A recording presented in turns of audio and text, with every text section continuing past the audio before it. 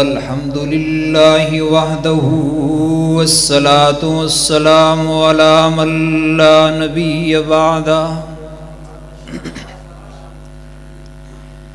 وعلى آله وأصحابه الذين أوفوا عهدا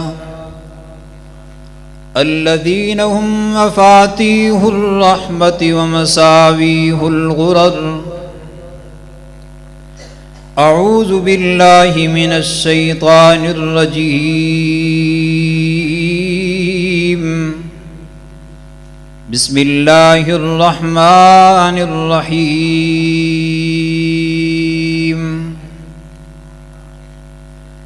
لقد من الله على المؤمنين إذ بعث فيهم رسولا من أنفسهم يتلو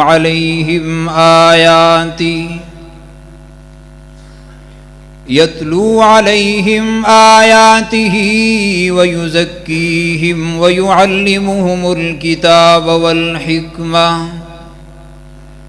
وإن كانوا من قبل لفي ضلال مبين.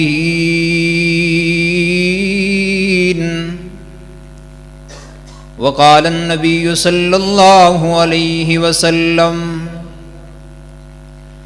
لا يؤمن أحدكم حتى يكون هواه تبعا لما جئت به، أو كما قال النبي صلى الله عليه وسلم.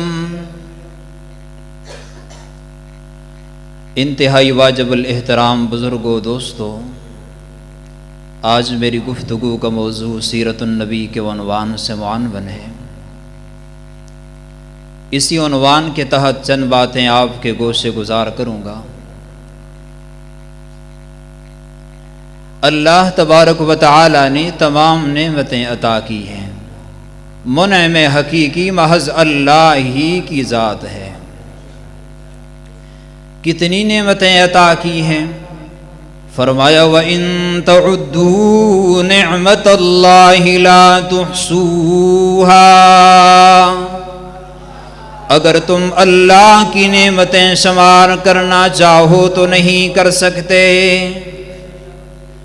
دوسرے مقام پر رب تعالیٰ فرماتے ہیں: وَلَوْ أَنَّمَا فِي الْأَرْضِ مِن شَجَرَةٍ أَقْلَامٌ والبحر يمده من بعده سبعة أبحر ما نفدت كلمات الله.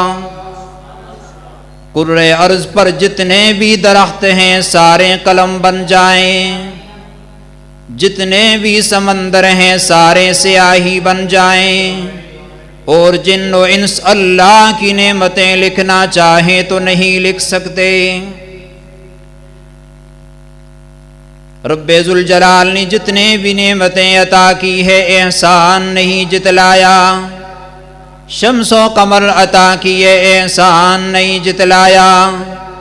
ارض و سما عطا کیے احسان نہیں جتلایا.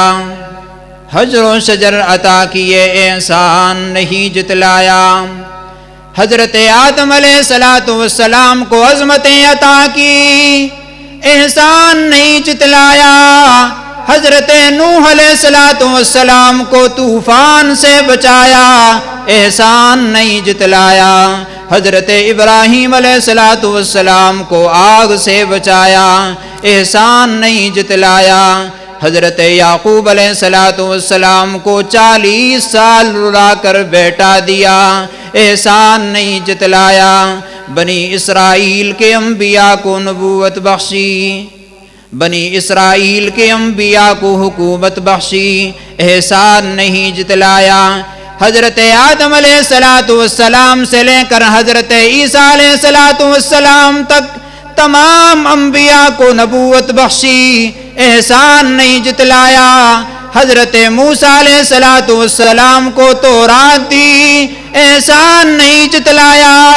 حضرت عیسیٰ علیہ السلام کو انجیل دی احسان نہیں جتلایا.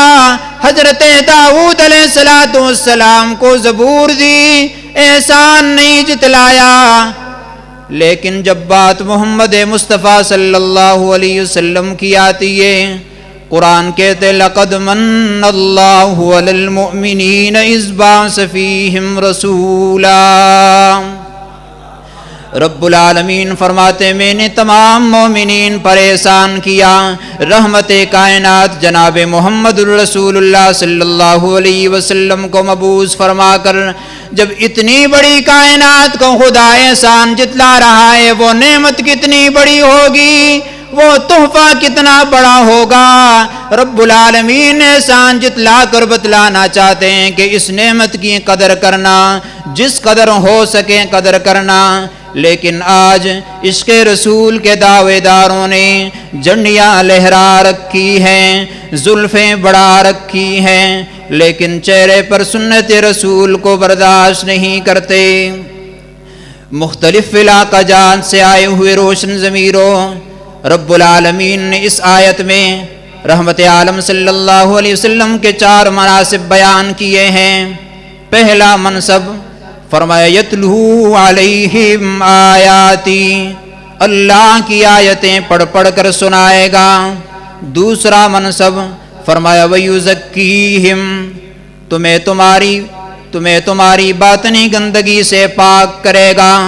ابن کثیر رحمت اللہ علیہ فرماتے ہیں ایامرہم بالمعروف وینہاہم عن المنکر لتزکو نفوسہم وتطہر من الدنس والخبث الذی کانوا متلبسین بہ فی حال شرکہم وجاہلیتہم. تیسرا اور چوتھا منصب فرمایا وَيُعَلِّمُهُمُ الْكِتَابَ وَالْحِکْمَةَ، کہ آنے والا پیغمبر کتاب و حکمت کی تعلیم دے گا. ان 4 مناصب والے پیغمبر کی آمد ربیع الاول میں ہوئی. فرمایا آ گیا جس کا نہیں ہے کوئی ثانی وہ رسول،